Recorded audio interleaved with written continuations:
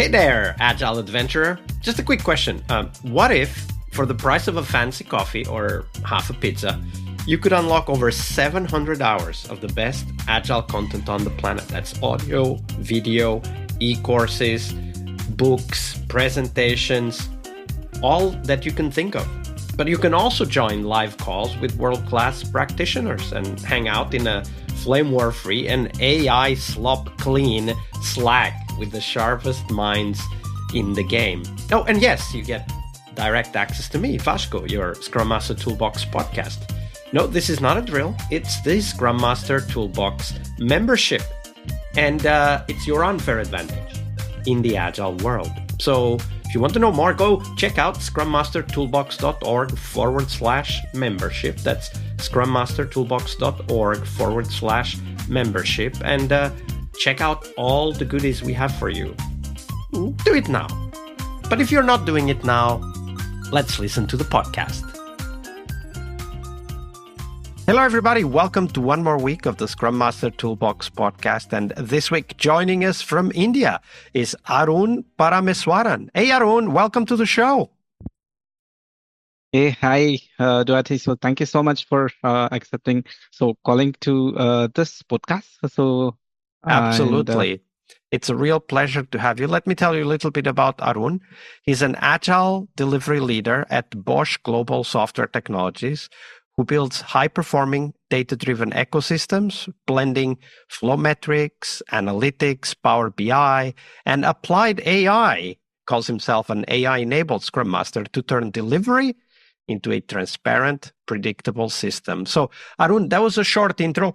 Tell us a little bit more about yourself. How did you end up becoming a Scrum Master? Okay, so before that, I will give initially, I just started as a kind of a Power BI developer. So initially, I was started as a data analyst and doing kind of reporting activities in SAP, and I moved to data analytics for some time. And then I didn't originally plan to become a Scrum Master. So apart from technical things, so I gradually moved into this role because I enjoyed helping the teams solve problems and also improve collaboration and communicate better. Yeah. So over the time, I realized I was more interested in how the team works together, not just what they deliver. So that was attracted me to Scrum. So my biggest learning has been that Scrum Master is not there to manage the team. So the goal is to help the team to become capable of managing itself. So it's like kind of a football coach, yeah. So to win a World Cup, yeah. Yeah, absolutely. Actually, that's a great metaphor because in football, we also have the situation that the coach does a lot of work before performing and then very little work during the performance, right? Like when the game is going on, there's very little the coach can do. I mean, they can scream and shout and run back and forth as they usually do, but the team is playing on their own, right? I think that's a great metaphor for us as Scrum Masters. Now, of course, just like football coaches, Scrum Masters also sometimes get in trouble, and even because of ourselves. And that's what we want to explore today, Arun. We want to explore one of those difficult stories you had as a Scrum Master, not because we want to dwell on failure, but because we want to learn from that story. So tell us that story first. We'll dive into the details and the takeaways later, but tell us that story. What was happening at that time, Arun? So one of my most difficult situation was working with initially a distributed team where where trust and communication issues between the locations. So there are a lot of kind of isolated teams. So here and there, and the country is also different, and so that was one of the challenge initially. Initially, even when I started this role, so I had a kind of a distributed team for me. So that was first time for me. So from outside, everything looked normal. So meeting were happening, work was moving, and Jira was updated, and everything is good. But underneath, like people always communicate, no, weren't always communicating openly, or knowledge wasn't equally distributed little bit. So there was some like no knowledge gap was there, and also collaboration little bit has to be improved in that time. So that was like a difficult situation I had, and my mistake. I tried to solve the trust problem with the process. So uh, I thought more meetings and more activities or more structure would solve it. But I realized that I was creating activity, not necessarily solving the real problem. How did that? How did that? Okay, so first, I would like to understand. Pardon me, why you thought that the process would solve the trust issues.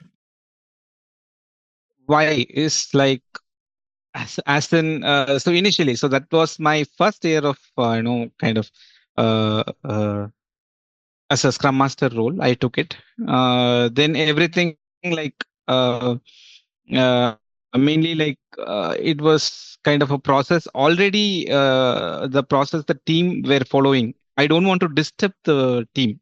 So initially, so to learn little bit and try it, but since it's like 1 or 2 days only I joined some of the meetings, and it was like my first job after a college. Like it was like that for me. So no, so how do you feel? Like it's very new. Everything environment is new, and the discussions are new. So everything are new. So when I tried to solve the problem with the process, I thought like, so if this process can work, then it will help the team. I thought so. I was creating those already existing process. I just no try to change it. Yeah. So not changing it, accordingly adjusted little bit, so that there will not be any as an initial stage. So he is taking control. For example, they must not think that in that way. So just because like I didn't had the experience before, so that's So, the so real do thing. do Yeah, do I understand that as this was the first job that you had as a Scrum Master, what you were trying to do is exactly. kind of show that, hey, trust me, I know how to do this, and you focused on the process, the meetings, and the setup of the meetings, and different aspects of the process, I imagine, and that's where you Yeah, started. But then you saw that, hey, wait, yeah. but this is not solving the trust issue that I identified. So how did you know that? Like, did people come out and tell you, or did you see other No, signs? How did you find actually, out that the trust issue was not being addressed? sorry, I interrupted you, but yeah. So what I learned was like I also got the feedback from the PO and the team members also. And then what I changed my approach is, instead of giving the team the solutions, I started asking better questions and creating a safer environment for people to talk openly. So the team needed to own the problem themselves.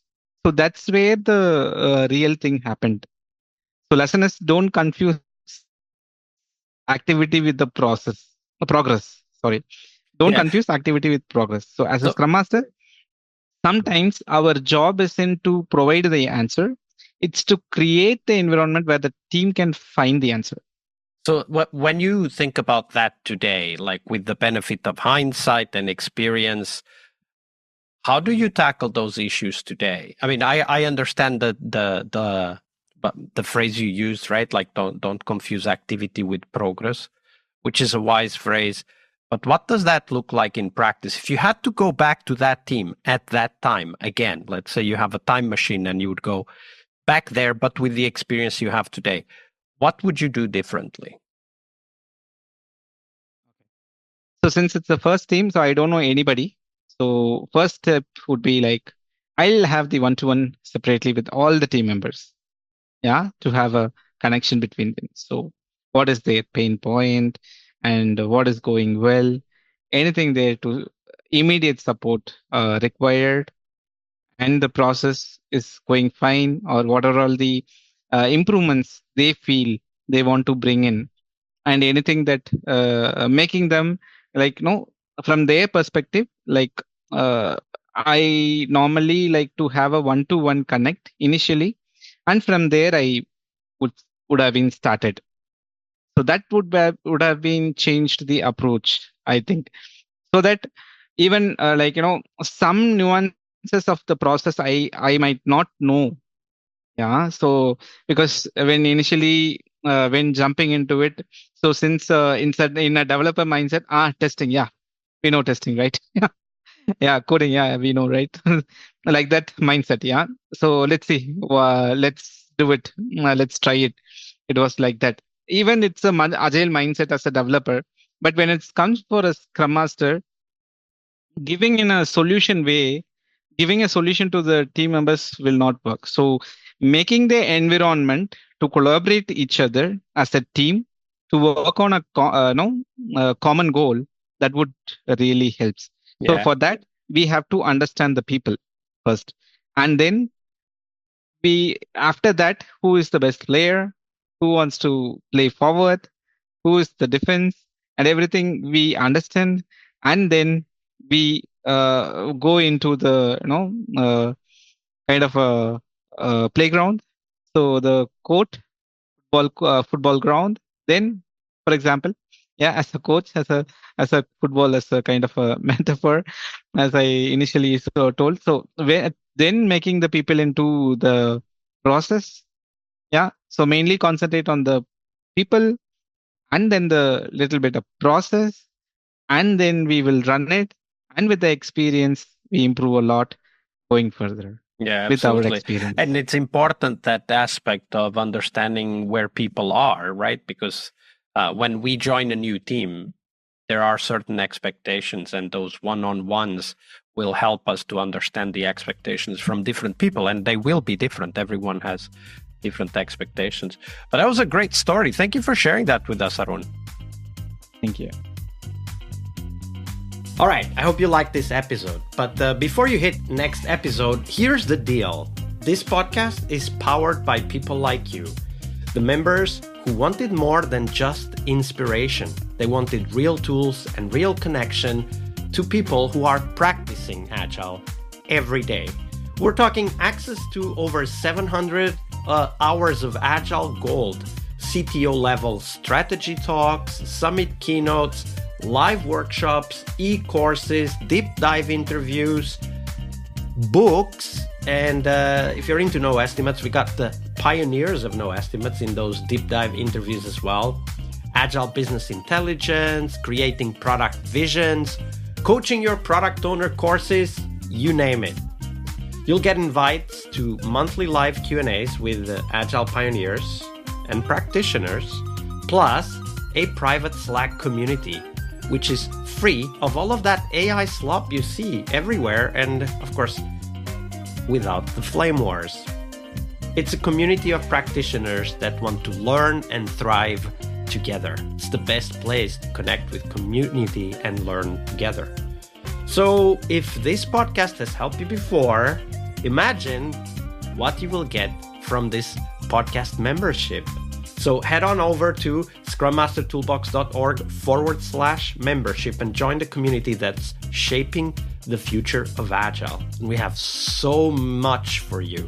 So check out all the details at scrummastertoolbox.org/membership, because listening is great, it's important, but doing it together, that's next level. I'll see you in the community Slack. We really hope you liked our show. And if you did, why not rate this podcast on Stitcher or iTunes? Share this podcast and let other Scrum Masters know about this valuable resource for their work. Remember that sharing is caring.